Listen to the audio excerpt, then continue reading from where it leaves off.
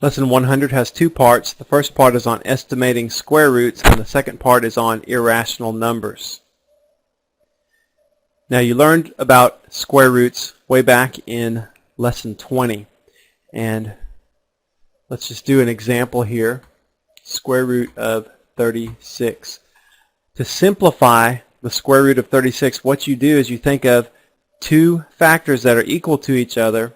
When you multiply them together would equal 36, and you would say the square root of 36 is equal to 6. Another example would be the square root of 81. Think of two factors multiplied together that would equal 81. That would be 9, right? The square root of 89 or 81 is 9.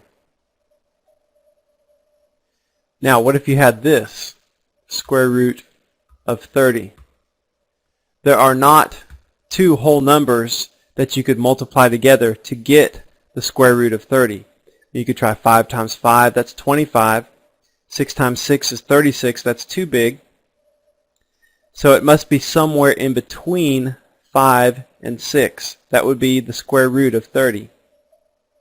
What you can do to estimate the square root of 30 is just get your calculator out, and you know it's going to be in between 5 and 6 somewhere, so you could do like several different squared decimals. 5.2 squared, let's do 5.4 squared, and 5.6 squared. Let's do all of those and see.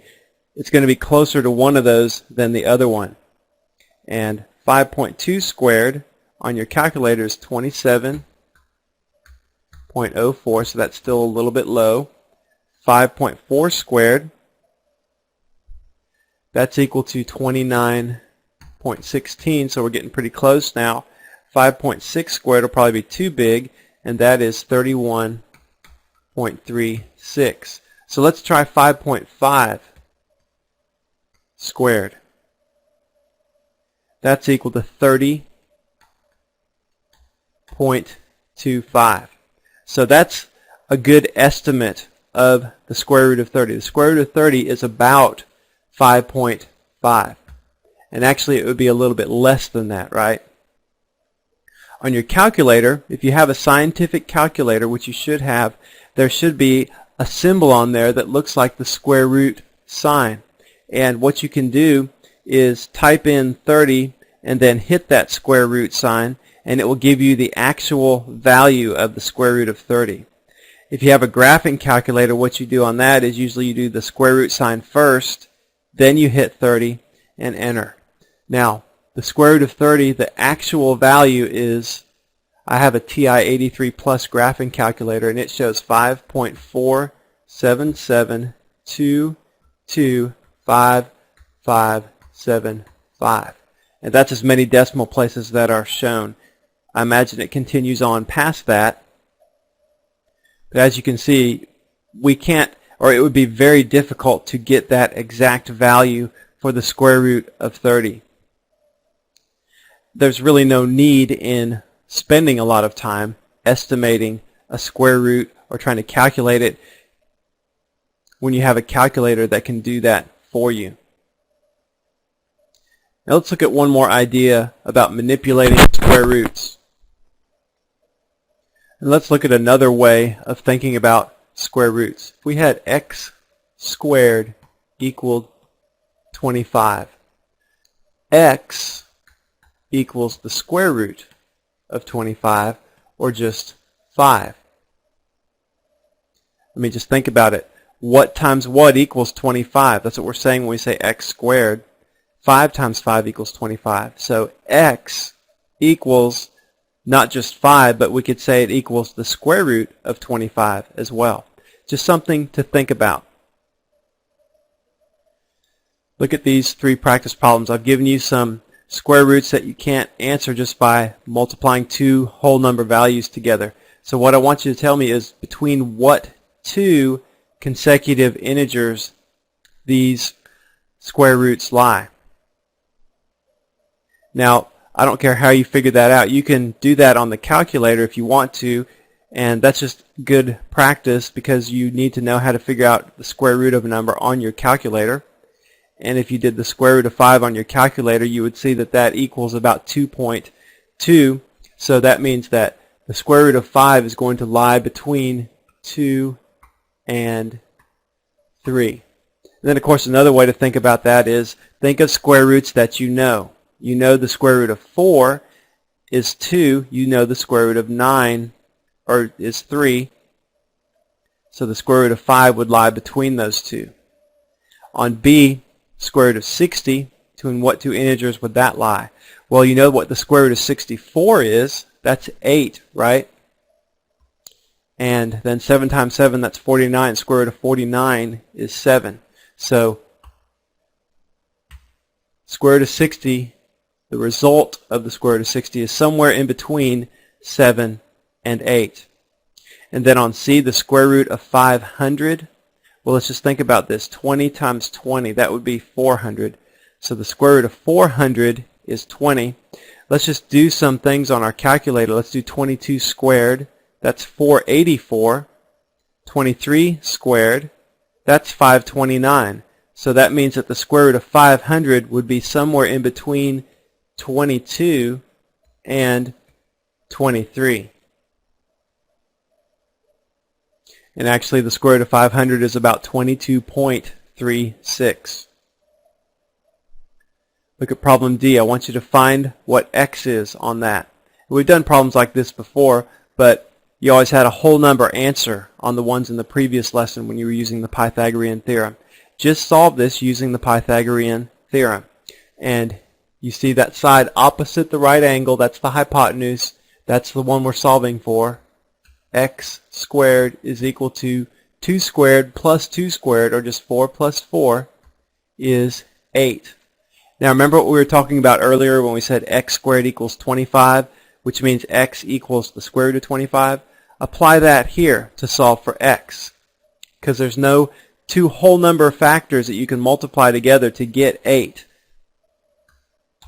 that are equal to each other anyway. So you just say x is equal to the square root of 8, and that's your answer.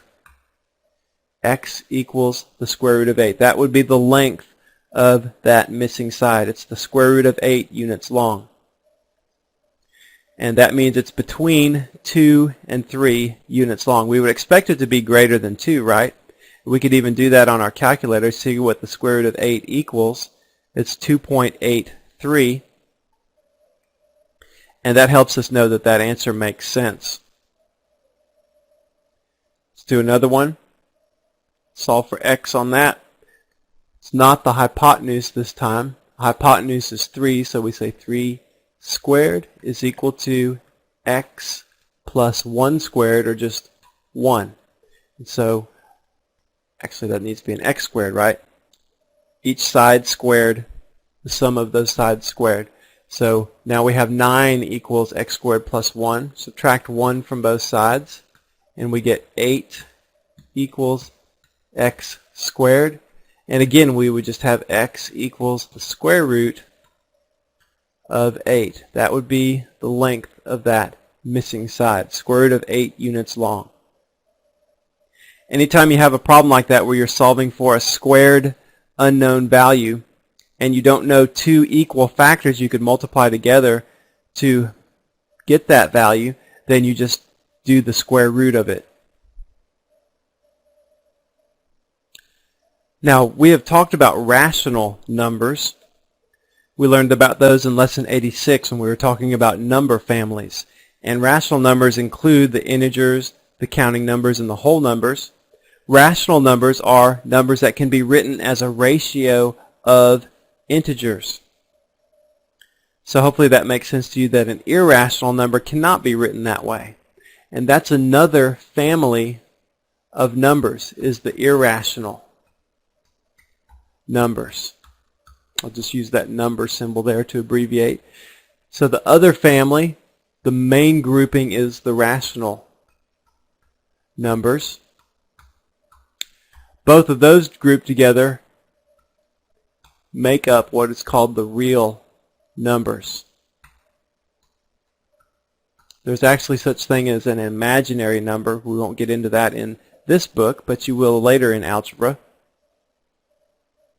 Now some examples of irrational numbers include pi. Remember that 3.14 number? We just round that to 3.14. And pretty much any number that we take the square root of that is not a perfect square, like the square root of 9, that's not an irrational number. But the square root of 5 is, square root of 7 is. You cannot write the square root of 7 as a ratio of integers. So pi, the square root of any number x that is not a perfect square, those are irrational numbers. Most irrational numbers, their decimal places go on forever, but that doesn't mean that any number whose decimal places go on forever is irrational.